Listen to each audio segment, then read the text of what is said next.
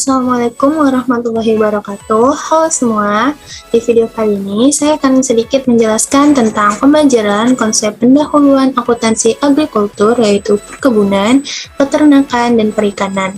Tujuan dari pembuatan video kali ini yaitu untuk memenuhi tugas mata kuliah akuntansi agrikultur yang diampu oleh Bapak Jumiadi Abdiwinata.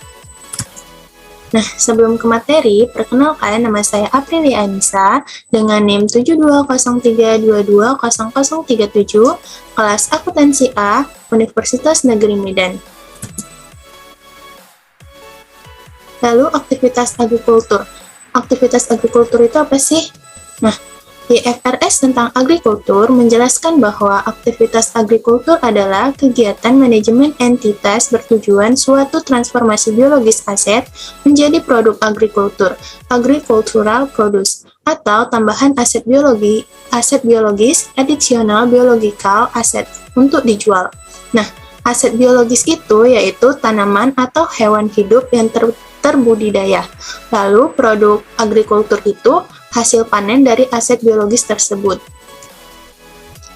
Di sini ada perkebunan, yaitu perkebunan dilakukan dengan cara metodis dalam skala tertutup petak kecil menggunakan teknik khusus seperti budidaya tanaman, pemuliaan tanaman, produksi tanaman, fisiologi tanaman, serta biokimia dan rekayasa genetika.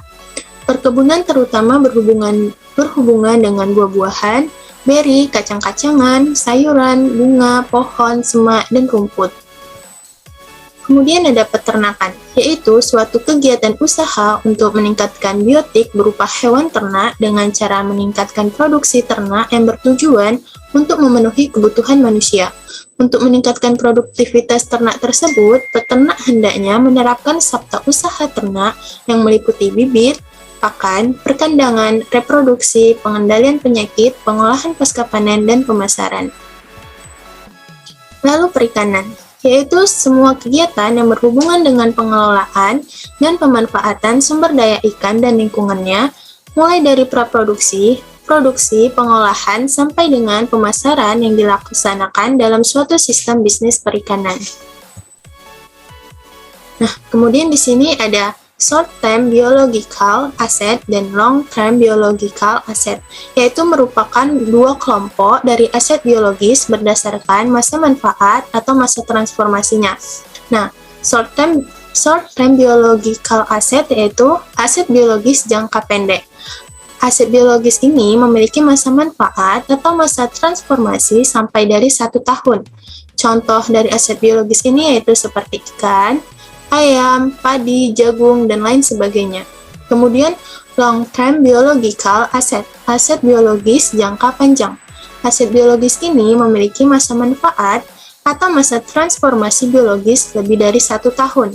Contoh dari aset biologis ini yaitu tanaman penghasil buah, jeruk, apel, durian, dan sebagainya. Kemudian hewan ternak yang berumur panjang, seperti kuda, sapi, dan keledai. Nah, dari pengelompokan aset biologis berdasarkan masa transformasi atau jangka waktu, aset biologis dapat dikategorikan sebagai aset lancar ataupun aset tetap. Jika aset biologis bertransformasi atau dapat dipanen dalam waktu 1 tahun atau kurang, maka aset yang berkaitan akan dikategorikan ke dalam aset lancar. Sedangkan jika transformasi aset biologis dibutuhkan lebih dari 1 tahun, maka akan dikategorikan sebagai aset tetap. Nah, lalu adapun aset biologis berdasarkan ciri-ciri. Yang pertama, ada aset pembawa atau aset biologis produktif. Aset ini menghasilkan produk agrikultur bawaan yang dipanen. Untuk lebih jelasnya ada contoh yaitu ternak sapi perah sebagai produksi susu, kemudian tanaman anggur sebagai penghasil buah anggur, dan pohon karet yang menghasilkan getah karet. Dan kedua ada aset biologis bahan pokok. Aset agrikultur yang dipanen menghasilkan bahan pokok seperti ternak untuk diproduksi daging, padi menghasilkan bahan pangan beras, dan produksi kayu sebagai bahan kertas. Nah, aset biologis yang diakui sebagai persediaan yaitu apabila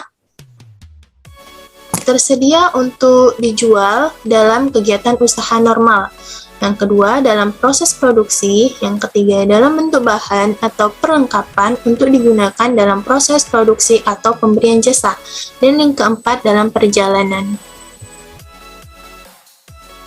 Nah, yang kedua, ada transformasi aset biologis. Dalam PSAK 69 terdapat contoh tanaman maupun hewan yang termasuk dalam aset biologis. Berikut ada contoh dari aset biologis, kemudian produk agrikultur, dan juga produk hasil dari pemrosesan setelah panen. Nah, di perkebunan yaitu aset biologisnya contohnya itu tanaman teh, produk agrikultur yang dihasilkan yaitu daun teh, dan setelah pemrosesan setelah panen hasilnya itu teh. Nah, kemudian di peternakan aset biologisnya sapi perah, kemudian produk agrikultur yang dihasilkan susu, kemudian terjadi pemrosesan setelah panen yaitu keju.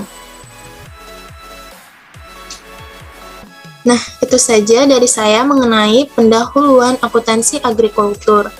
Apabila ada salah kata dalam penyampaian saya mohon maaf.